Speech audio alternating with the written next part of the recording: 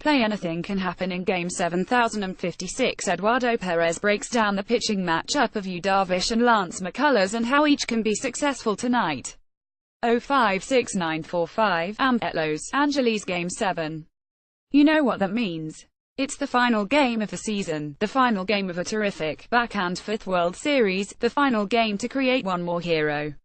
Keep up with the latest as baseball's top teams contend for the title. Ultimate Playoff Guide, WS Picks. Dodgers beat Astros, force Game 7, the inning that won Game 6 for LA. Verlander falls just short in Game 6. Your Moment WS MVP. Is the World Series baseball too slick? Insider projections, player ranking, schedule, complete coverage. I feel like I haven't slept since the Cubs series. Dodgers first baseman Cody Bellinger said after Game 6, nobody on the Dodgers or Astros may sleep before this one.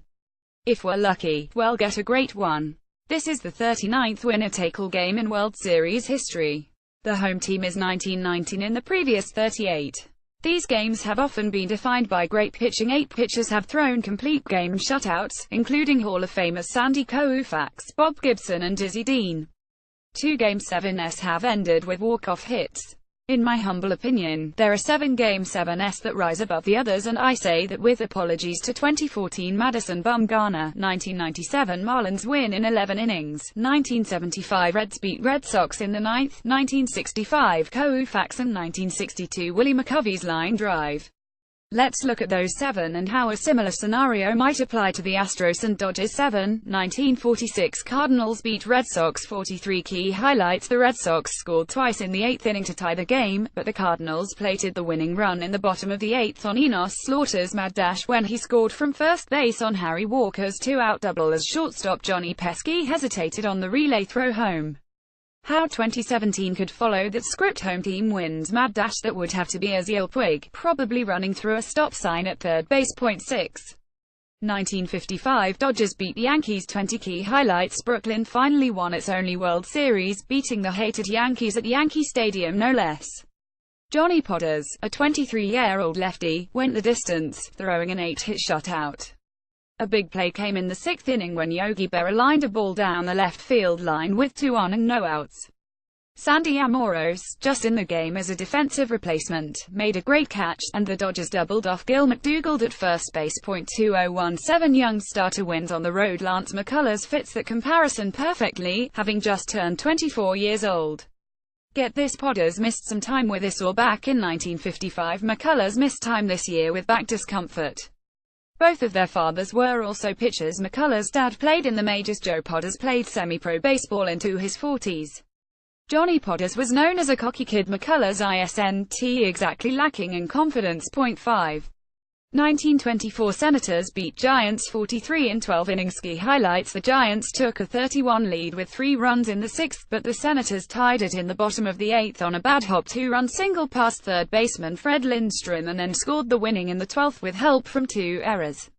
But the big story: the great Walter Johnson, the greatest pitcher of his generation, came on in the 9th and threw 4 scoreless innings to finally win a World Series. 2017 Clayton Kershaw, the greatest pitcher of his generation, comes on in relief and throws 4 scoreless innings to finally win a World Series. 4.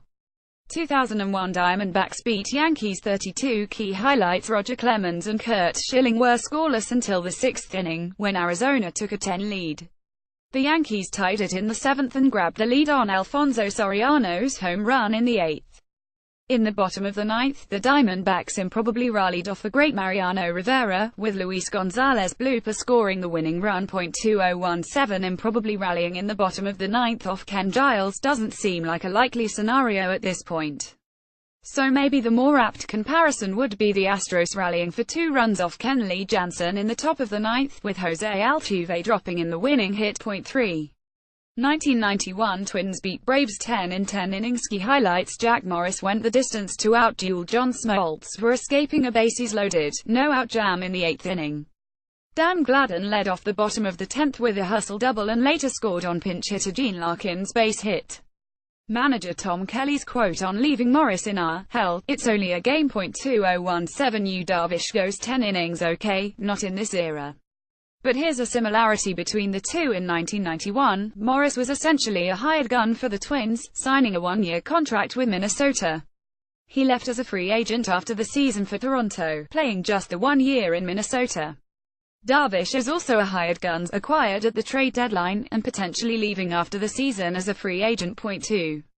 2016 Cubs beat Indians 87 in 10 innings. Key highlights: the Cubs took 51 and 63 leads, thanks in part to a home run from backup catcher David Ross, who didn't even start the game.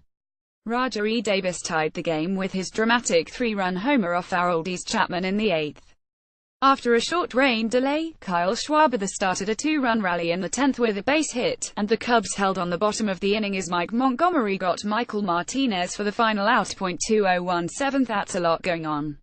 The Ross part sounds kind of like Yasmani Grandal coming off the bench to hit a home run for the Dodgers.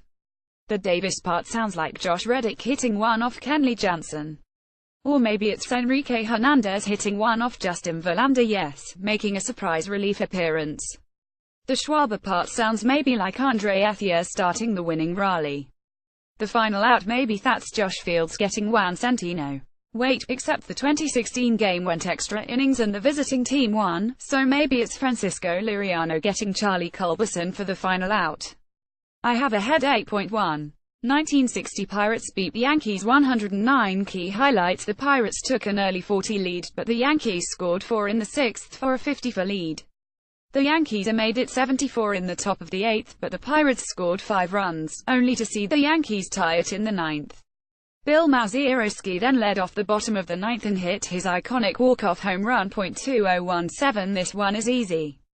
Mazeroski is in the Hall of Fame, a borderline candidate passed over by the BBWAA before finally being elected by the Veterans Committee. Without the Game 7 home run, he probably doesn't make it. Which means Chase Utley will hit the second Game 7 walk-off home run in World Series history.